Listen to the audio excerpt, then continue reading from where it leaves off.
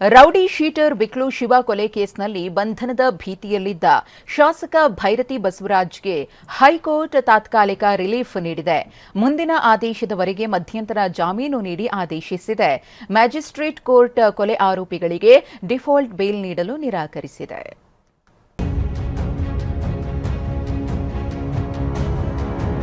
ಬಂಧನ ಭೀತಿಯಲ್ಲಿದ್ದ ಭೈರತಿಗೆ relief.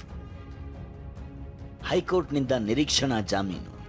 Rowdy sheeter ಬಿಕ್ಲು Shiva ಕೊಲೆ ಕೇಸ್ನಲ್ಲಿ ಶಾಸಕ ಭೈರತಿ ಬಸವರಾಜ್ಗೆ ತಾತ್ಕಾಲಿಕ ರಿಲೀಫ್ ಸಿಕ್ಕಿದೆ.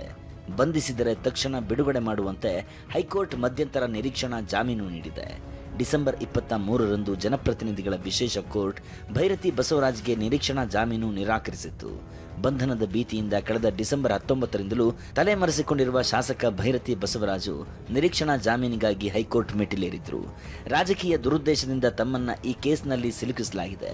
ತನಿಖೆಗೆ ಸಹಕರಿಸಲು ಸಿದ್ಧವೆಂದು ಹೈಕೋರ್ಟ್ಗೆ ಪ್ರಮಾಣ ಪತ್ರವನ್ನು ಸಲ್ಲಿಸಿದ್ರು. ಪ್ರಕರಣದಲ್ಲಿ ಎಸ್ಪಿಪಿ ನೇಮಕವಾಗಿರೋದ್ರಿಂದ ಅವರಿಗೆ ಜಾಮೀನು ಅರ್ಜಿಯ ಪ್ರತಿ ತಲುಪಿಲ್ಲ.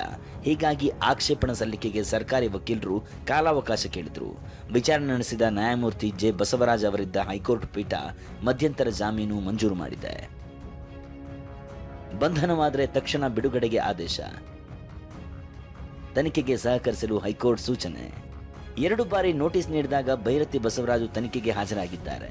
ಆದರೆ ಭೈರತಿ ಬಸವರಾಜು ವಿರುದ್ಧ ಇನ್ನೂ ಆರೋಪ ಪಟ್ಟಿ ಸಲ್ಲಿಸಿಲ್ಲ. ಆರೋಪ ಪಟ್ಟಿ ಸಲ್ಲಿಸದಿರುವುದಕ್ಕೆ ತನಿಖಾಧಿಕಾರಿ ಸಮಂಜಸ ಕಾರಣ ನೀಡಿಲ್ಲ.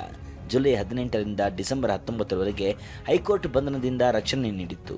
ತನಿಖೆಗೆ ಸಹಕರಿಸುವುದಾಗಿ ಅರ್ಜಿದಾರರು ತಿಳಿಸಿದ್ದಾರೆ. ಹೀಗಾಗಿ ಮಧ್ಯಂತರ ನಿರೀಕ್ಷಣಾ ಜಾಮೀನು ನೀಡಲಾಗಿದೆ. ಪೊಲೀಸರು ಬಂಧಿಸಿದ್ರೆ ಬಾಂಡ್ ಪಡೆದು ತಕ್ಷಣ ಬಿಡುಗಡೆ ಮಾಡಬೇಕು. ವಿಚಾರಣೆಗೆ ಭೈರತಿ ಬಸವರಾಜು ಸಹಕರಿಸಬೇಕು ಅಂತ ಸೂಚಿಸಲಾಗಿದೆ.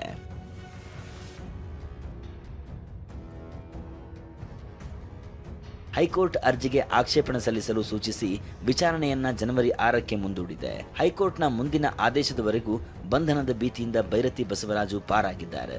ಇದೇ ವೇಳೆ ಬಂಧಿತ ಆರೋಪಿಗಳಿಗೆ ಮ್ಯಾಜಿಸ್ಟ್ರೇಟ್ ಕೋರ್ಟ್ ಶಾಕ್ ನೀಡಿದೆ. ಈ ಕೇಸ್ನಲ್ಲಿ ಕೋಕಾ ಕಾಯ್ದೆ ಅನ್ವಯಿಸಿದ್ದನ್ನ ಹೈಕೋರ್ಟ್ ಡಿಸೆಂಬರ್ 19ರಂದು ರದ್ದುಪಡಿಸಿತ್ತು. ಆರೋಪ ಪಟ್ಟಿ ವಿಳಂಬವಾಗಿ ಸಲ್ಲಿಸಲಾಗಿದೆ ಎಂಬ ಕಾರಣ ನೀಡಿ ಬಂಧಿತ ಆರೋಪಿಗಳು ಡಿಫಾಲ್ಟ್ ಬೇಲ್ ನೀಡುವಂತೆ ಮ್ಯಾಜಿಸ್ಟ್ರೇಟ್ ಕೋರ್ಟ್ಗೆ ಅರ್ಜಿ ಸಲ್ಲಿಸಿದ್ರು. ಮ್ಯಾಜಿಸ್ಟ್ರೇಟ್ ಕೋರ್ಟ್ ಬಂಧಿತ ಆರೋಪಿಗಳ ಡಿಫಾಲ್ಟ್ ಜಾಮೀನು ಅರ್ಜಿಯನ್ನ ತಿರಸ್ಕರಿಸಿದೆ. ರಮೇಶ್, TV9 ಬೆಂಗಳೂರು.